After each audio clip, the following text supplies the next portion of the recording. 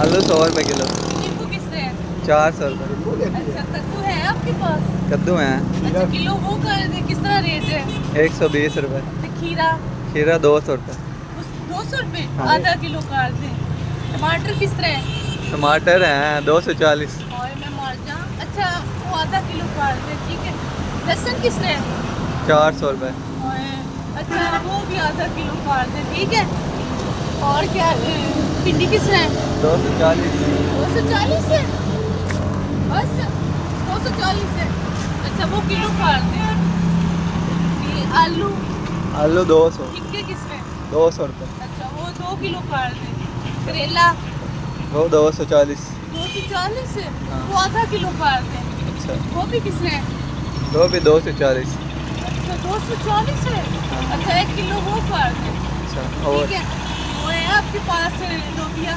लोबिया है वो कर दे किलो। क्या रेट है? वो 200 है। 200 किलो कर दे, और ठीक है। बस ये चीजें कर दे, जल्दी कर दे। जल्दी कर रहे। हाँ जल्दी करेंगे